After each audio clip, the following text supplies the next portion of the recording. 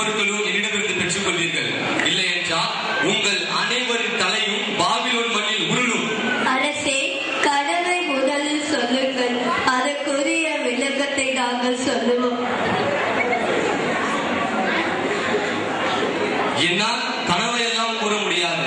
நீங்கள் தான் மந்திரவாதிகள், மாயமிட்டக்காரர்கள். நான் என் கனவை கூறினால் நீங்கள் பொய்களையும் புரட்டு கதைகளையும் கூறி என்னை ஏமாற்றக்கூடும். நீங்களே அந்த கனவையும் அதன் விளக்கத்தையும் கூற வேண்டும். கடவுளால் மட்டும்தான் முடியும் அரசே, எங்களால் முடியாது. அரசே, இது மனிதர்களால் முடியாத காரியம் அரசே. என்ன, உங்களால் முடியாதா? பின்பு என் தேசத்தில் மந்திரவாதிகள், மாயமிட்டக்காரர்கள் என்று நீங்கள் எதற்கு என்னையும் என் தேச மக்களையும் ஏமாற்றவா? இன்னும் 3 நாட்கள் உங்களுக்கு கால அவகாசம் கொடுக்கிறேன்.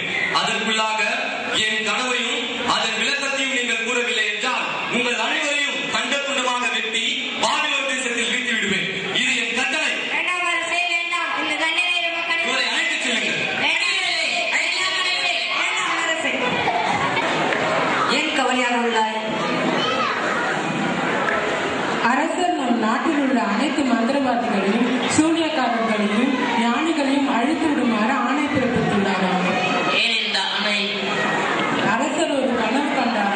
அந்த கனவுக்குரிய விளக்கத்தையும் கனவையும் கூற வேண்டும் என்று 3 நாட்கள் கெடு கொடுத்திருக்கிறார். அப்படி கூறாவிட்டால் நம்மையும் மந்திரவாதிகளையும் சூனியக்காரர்களையும் அழித்து விடுவேன் என்று ஆணை பிறப்பித்துள்ளார்.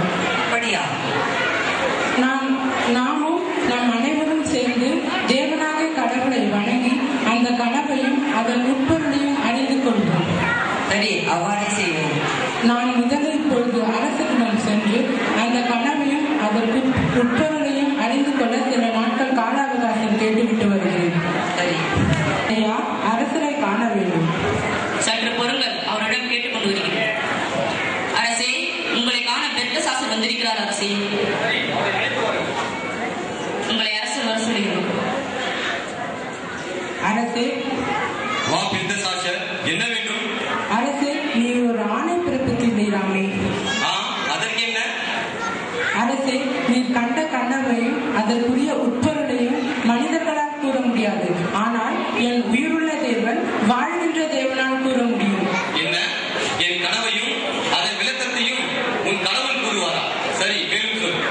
அரசே, நானும் என் நண்பர்களும் தேவனாகிய கடவுளிடம் ஜெபித்து அந்த கனவையும் அதற்குரிய உட்பொருளையும் கேட்பதற்கு சில நாட்கள் கால அவகாசங்கள் வேண்டும். சரி, எவ்வளவு காலம் வேணாலும் எடுத்துக்கொள்.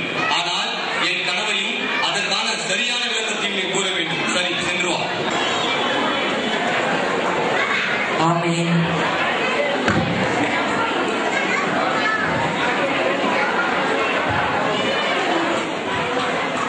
காண வேண்டும்.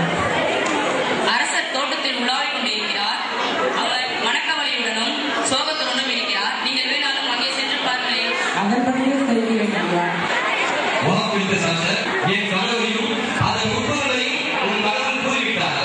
சரி, முதலில் என் கனவை கூறுவாரா? தேவனாகிய கடவுள் உன் கனவில் ஒரு காட்சியை தந்தார். அந்த கனவின் காட்சியோ இதுதான். இந்த சிலையை பார், இதன் தலையை பார், அது பசும்பொன்னினால் ஆனது. அதன் மார்பையும் கைகளையும் பார், வெள்ளியினால் ஆனது. அதன் இடுப்பையும் தொடையையும் பார், அது வெள்ளியினால் ஆனது. இரு கால்களையும் பார், இரும்பினால் ஆனது. மற்றும் அதன் இரு பாதங்களையும் பார், அது கண்ணிமனாலும் இரும்பினாலும் ஆனது. சிலையை மனித கைப்படாத ஒரு கல் ஒன்று மோதி பதரை போல் ஆக்கிவிடும். இதுவே கனவின் விளக்கம். பெல்தசாசர், இதுதான் என் கனவு. நான் இப்பொழுது உணர்கிறேன். உன் கனவிலே மறைபொருள் அனைத்தையும் உனக்கும் உண்மையான கடவுளை உணர்கிறேன். நீ வா பெல்தசாசர். இருக்கிறது. அந்த சிலையின் பசுமண்ணால் ஆன தலையே உம் ஆட்சியை குறிக்கிறது. மற்றும் அது இரு பாதங்களும் களிமண்ணாலும் இரும்பினாலும் ஆனது. அதுவே அந்த கிறிஸ்துவின் காலத்தை குறிக்கின்றது. மேலும் அந்த மனிதர் கைப்படாத கல் இயேசு கிறிஸ்துவை குறிக்கிறது. அது உலகமெங்கும் பரவி பெரிய கல்லாக மாறிவிடும். மிக்க நன்றி தானியேல்.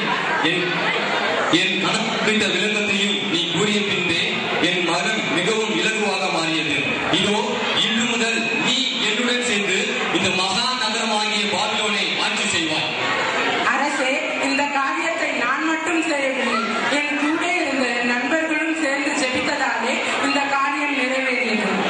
சரி, உன் விருப்பப்படியே உன் நண்பர்களையும் நம்முடைய ஆட்சி செய்து கொள். நாம் ஆண்டவருக்கு பயந்து ஆட்சி செய்வோம்.